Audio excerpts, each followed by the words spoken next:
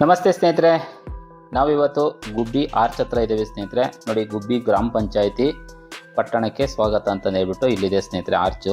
ಇಲ್ಲಿಂದ ನಾವಿವಾಗ ನಾಟಕ ರತ್ನ ಪದ್ಮಶ್ರೀ ಗುಬ್ಬಿ ವೀರಣ್ಣನವರ ಸ್ಮಾರಕನ ತೋರಿಸ್ತೇನೆ ಅಂತ ಹೇಳ್ಬಿಟ್ಟು ನಾನು ಒಂದು ಶಾರ್ಟ್ಸ್ ವಿಡಿಯೋ ಮಾಡಿ ಹಾಕಿದ್ದೆ ಸ್ನೇಹಿತರೆ.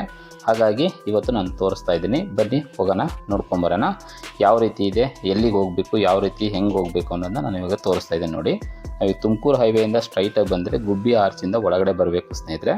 ಸೀದಾ ಒಂದೇ ರೋಡು ಹೋಗ್ತಾ ಇರಬೇಕು. ನೋಡಿ, ಇಲ್ಲಿ ಪೆಟ್ರೋಲ್ ಬಂಕ್ ಬರುತ್ತೆ, ಭಾರತ್ ಪೆಟ್ರೋಲ್ ಬಂಕು. ಅಲ್ಲಿಂದ ಸೀದಾ ಹೋಗಬೇಕು ಸ್ನೇಹಿತರೆ. ನಾಟಕ ರತ್ನ ಗುಬ್ಬಿ ವೀರಣ್ಣನವರು ಗುಬ್ಬಿಯಲ್ಲಿ 1891ರಲ್ಲಿ ಜನನ ಹೊಂದ್ತಾರೆ.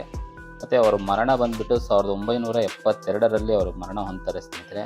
ತುಂಬ ಒಂದು ಇಲ್ಲಿಂದ ಅಂದರೆ ನಮಗೆ ಇವಾಗ 54 ವರ್ಷ ಅವರು ನಮ್ಮನ್ನಾಗಲಿ. ಮತ್ತು ಆದ್ರೂ ಅವರು ವಿಶ್ವದಾದ್ಯಂತ ಗುಬ್ಬಿ ಅಂದರೆ ಸಾಕು, ಗುಬ್ಬಿ ವೀರಣ್ಣ ಅಂತಂದು ಹೇಳ್ಬಿಟ್ಟೆ ಒಂದು ಫೇಮಸ್ ಆದಂತಹ ಒಂದು ಮಹಾನ್ ವ್ಯಕ್ತಿ ಅಂತಂದು ಹೇಳ್ಬಿಡು ಸ್ನೇಹಿತರೆ.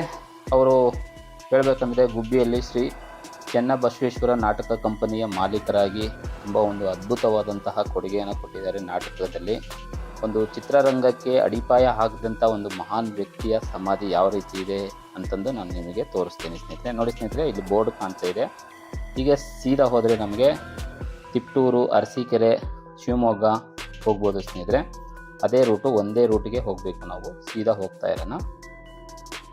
ಹಾಗೆ ಸ್ನೇಹಿತರೆ, ಇವರ ಒಂದು ಗರಡಿಯಲ್ಲಿ ಅಂದರೆ ನಾಟಕ ರತ್ನ ಗುಬ್ಬಿ ವೀರಣ್ಣನವರ ಕಂಪನಿಯಲ್ಲಿ ತರಬೇತಿ ಪಡೆದಂಥವರು ಯಾರಪ್ಪ ಅಂತಂದರೆ ಹೊರನಟ ಡಾಕ್ಟರ್ ರಾಜ್ಕುಮಾರ್ ಸರ್, ಮತ್ತು ಹಾಸ್ಯ ಚಕ್ರವರ್ತಿ ನರಸಿಂಹರಾಜ ಅವರು, ಮತ್ತು ಬಾಲಕೃಷ್ಣ ಅವರು, GV ಅಯ್ಯರ್ ಅವರು, ಮಾಸ್ಟರ್ ಹಿರಣ್ಣಯ್ಯ ಅವರು ಸೇರಿದಂತೆ ಹಲವು ದಿಗ್ಗಜರು ಕಂಪನಿಯಲ್ಲಿ ತರಬೇತಿ ಪಡೆದಿದ್ದಾರೆ ಸ್ನೇಹಿತರೆ.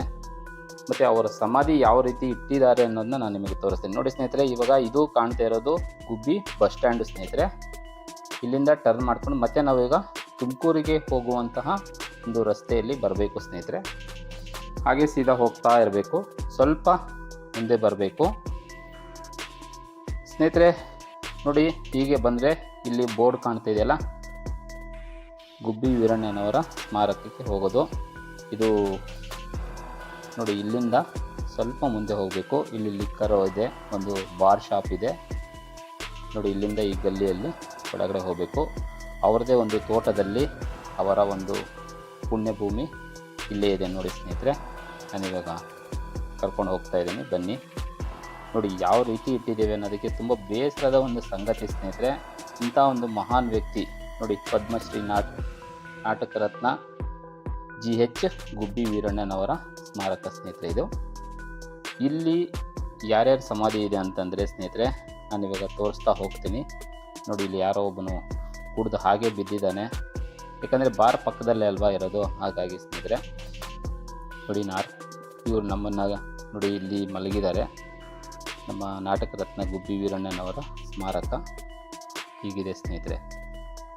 ತುಂಬ ಒಂದು ಗಿಡ ಎಲ್ಲ ಬೆಳ್ಕೊಂಡು ಕಸ ಕಡ್ಡಿ ಎಲ್ಲ ಹಾಗೆ ಇದೆ ಸ್ನೇಹಿತರೆ. ಒಂದು ನಗರಸಭೆ ಆಗಲಿ ಯಾರಾದರೂ ಒಬ್ಬರು ನೋಡಿಬಿಟ್ಟು ಇದನ್ನು ಸ್ವಲ್ಪ ನೋಡ್ಕೋಬೇಕು. ನೋಡಿ, ಇದು ಅವರ ಶ್ರೀಮತಿಯವರದು. ಮತ್ತು ಈ ಕಡೆಯೂ ನೋಡಿ ಗುಬ್ಬಿ ವೀರಣ್ಣನವ್ರದ್ದು ಸೆಂಟ್ರಲ್ಲಿದೆ. ಈ ಕಡೆ ಒಂದು ನೋಡಿ ರುದ್ರಮ್ಮ ಅವರು, ಶ್ರೀಮತಿ ರುದ್ರಮ್ಮ ಅವರು, ಅವರಿಗೆ 2 ಹೆಂಡತಿರು. ಹಾಗಾಗಿ 2 ಹೆಂಡತಿರನ್ನು ಇಲ್ಲೇ ಪುಣ್ಯಭೂಮಿಯಲ್ಲೇ ಇರೋದು ಅವ್ರದ್ದು ಸಮಾಧಿ ಸ್ನೇಹಿತರೆ. ಅವ್ರದ್ದು ಮಗನ ಇನ್ನೊಂದು ಸಮಾಧಿನೂ ಇಲ್ಲೇ ಇದೆ, ಗುರುಸ್ವಾಮಿ ಅಂತಂದು ಹೇಳ್ಬಿಟ್ಟು. ನೋಡಿ, ಈ 4 ಜನರ ಒಂದು ಸಮಾಧಿ ಇಲ್ಲೇ ಇದೆ ಸ್ನೇಹಿತರೆ. ಇದಕ್ಕೆ ಏನಾದರೂ ನಿಮಗೆ ಬರಬೇಕು, ಯಾವ ರೀತಿ ಗೊತ್ತಾಗಿಲ್ಲ ಅಂದರೆ ನನಗೆ DM ಮಾಡಿ, ನಾನು ಲೊಕೇಶನ್ನು ಕಳಿಸ್ಕೊಡ್ತೇನೆ ಸ್ನೇಹಿತರೆ.